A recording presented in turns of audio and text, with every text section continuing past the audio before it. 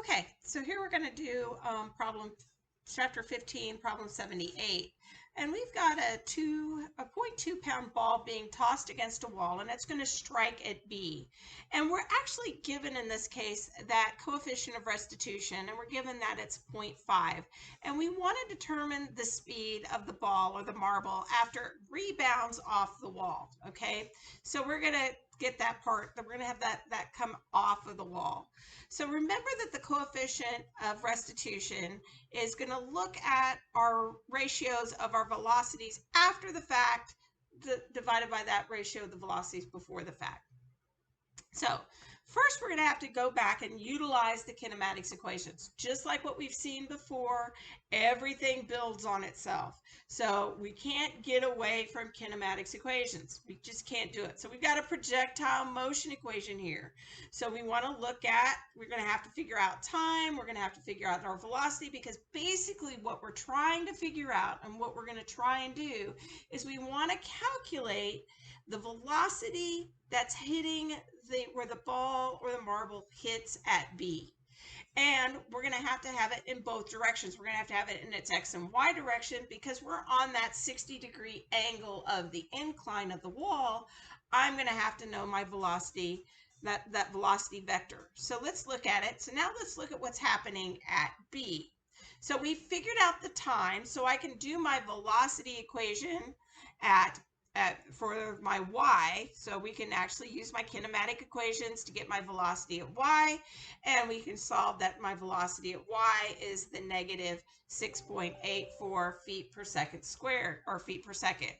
So now if I go back, let's look at my initial velocity in the x direction, because we know what that is. It's 75 feet times the cosine, or 75 feet per second times the cosine of that 45 degrees, because remember, I don't have gravity acting along that range.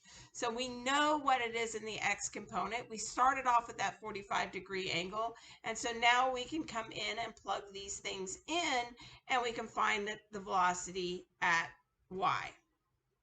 So if I write out my vector equation, we know it's 53 from the first part. We know it's the negative 7.68 from the second part. We can calculate the magnitude of that velocity, and we can calculate the angle. Now, when the ball or the marble hits that wall, right, it's going to come back out. So we're going to have to do a little bit of geometry to figure this part out. So if I come in and it's a 60-degree incline, my perpendicular is going to give me that 30-degree incline.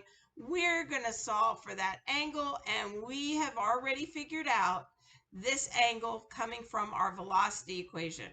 So when I do that, the angle that I'm coming in is going to be 30 degrees minus that 8.24 degrees that we had gotten from there.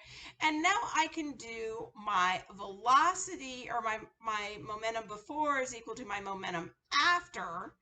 And I have to accommodate the fact that I have an angle here, and I have to make that change because we're given that this is a pound and we need mass. So I have to use my gravity for mass.